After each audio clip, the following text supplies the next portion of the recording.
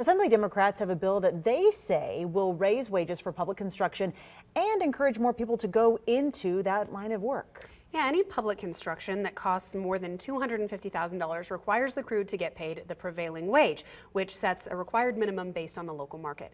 Now, Assembly Bill 136 would change that threshold to $100,000 projects. Now, Paul Nelson joins us live in the newsroom now with more on some of the possible impacts of this bill. So, Paul, explain what else this could accomplish. Well, supporters say it will get the next generation of builders started in our state, Ari, and for better pay.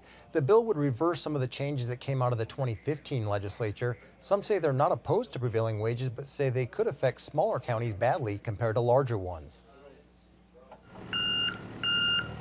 A number of big public construction projects are happening around our state.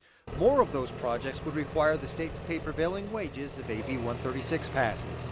To make sure that not only we put Nevadans back to work and making sure that they have a fair wage, but that our public buildings are constructed in a way that's consistent with what our expectations are for long-term maintenance. Frierson presented the bill last week. He says along with higher wages, it would also improve the number and types of apprenticeship programs in our state. We can get not only more workers into these trades, but a more diverse workforce, which is what we experienced before the change in 2015. Lawmakers exempted schools from paying contractors prevailing wages in 2015, saying it would reduce construction costs.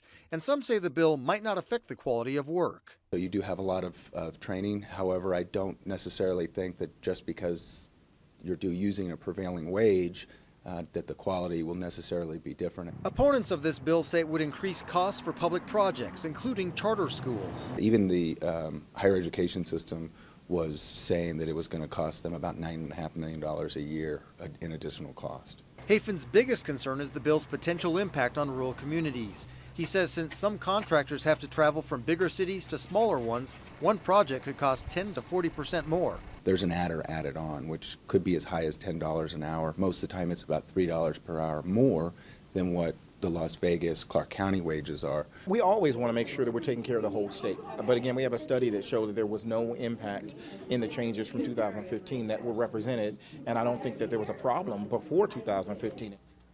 Whoever is awarding a public construction project would find out what the prevailing wage is set at from the labor commissioner.